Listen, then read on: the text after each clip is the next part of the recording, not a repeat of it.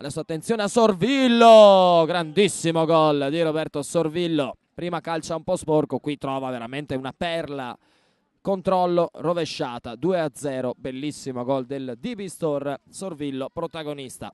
Certa piega questa finalissima Cresere Play. E ora centromoto team con Ramondo che rischia la vita, ma riesce a servire Nuzzi che incrocia il destro. L'occasione per il centromoto team.